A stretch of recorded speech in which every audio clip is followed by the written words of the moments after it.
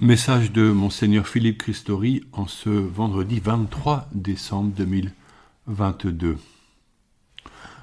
Voici que la Vierge concevra, elle enfantera un fils, on l'appellera Emmanuel, ce qui veut dire Dieu avec nous.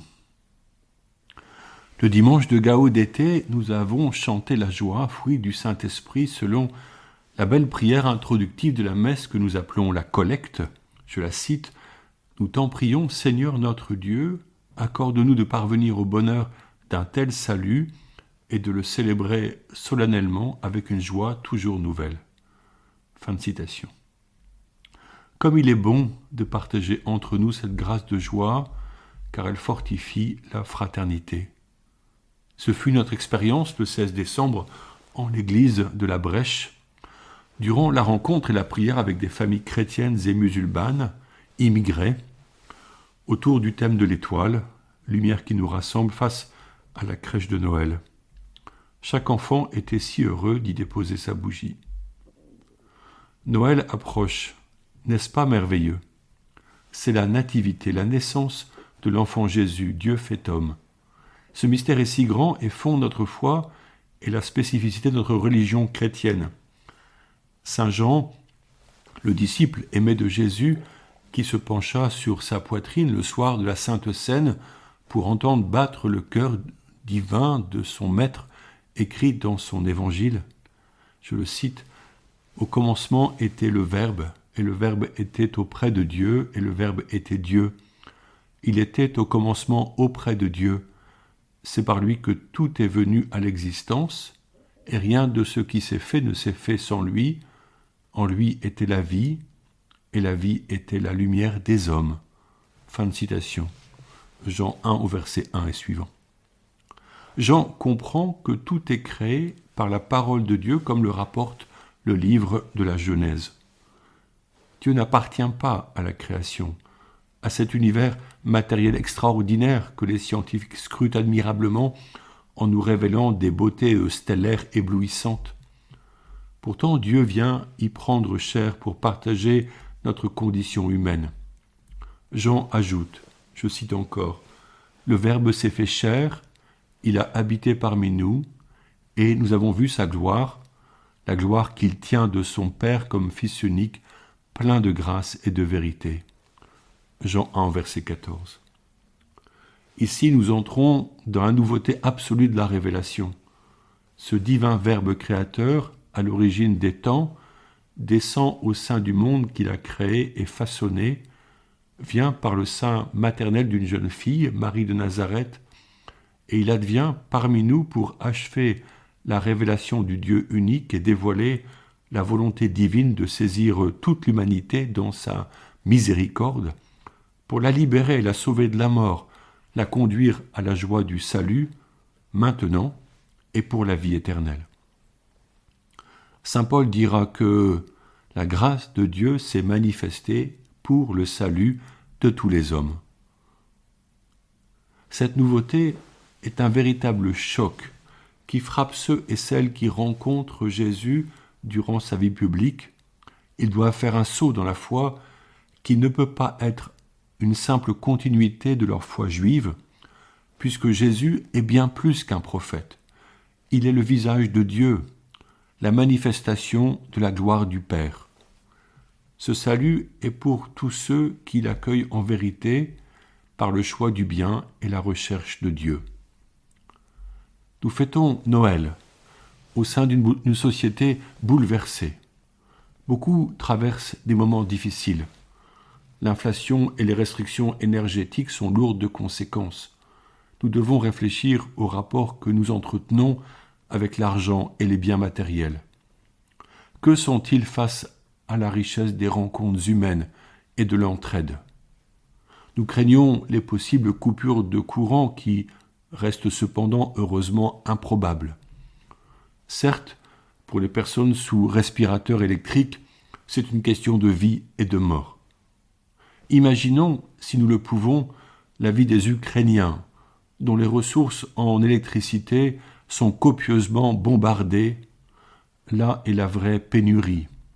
Vivre dans des lieux détruits, sans lumière et sans chauffage, quand les températures tombent bien en dessous de 0 degré durant des semaines d'affilée.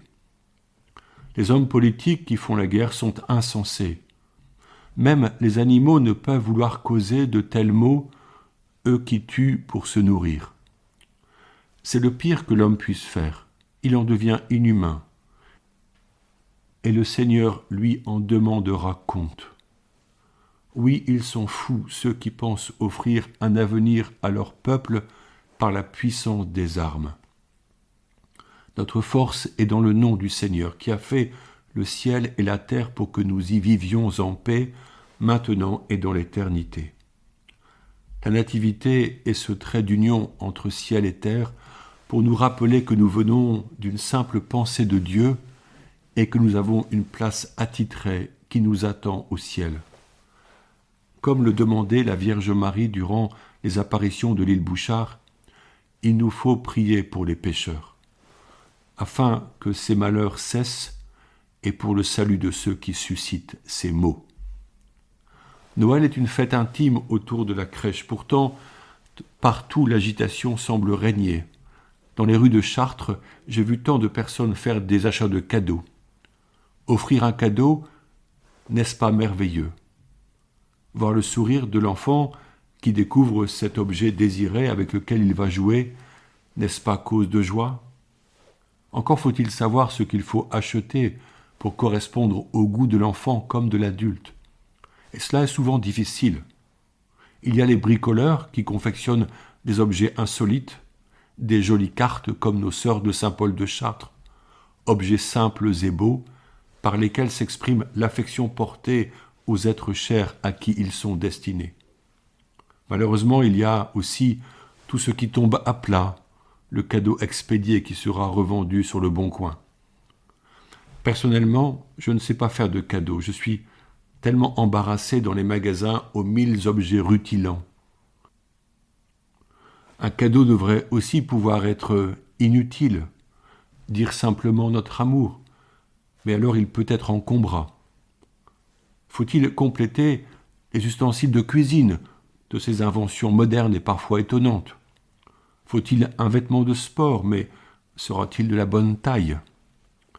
Finalement, heureusement qu'il y a les chocolats, car c'est toujours bon, et cela n'encombre pas longtemps. Mais notre cadeau, notre vrai cadeau, c'est la joie d'être ensemble, de prier en attendant, et je cite saint Paul, la manifestation de la gloire de notre grand Dieu et Sauveur, Jésus-Christ. Tite 2 au verset 14.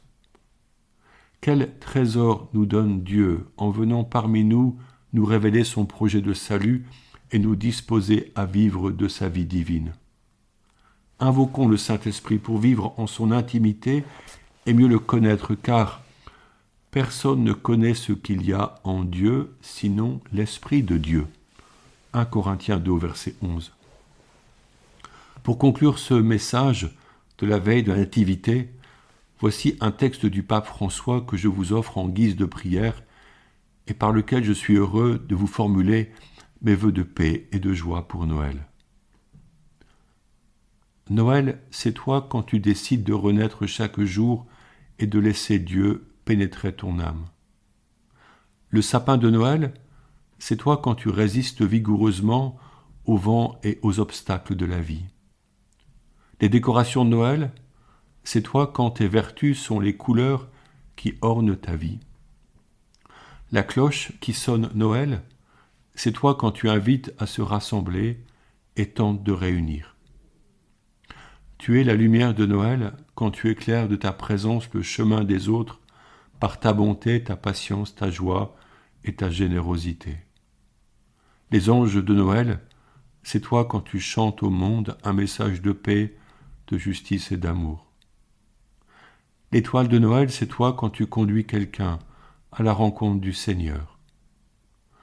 Tu es aussi les rois mages quand tu offres ce que tu possèdes de mieux, sans tenir compte de celui à qui tu donnes.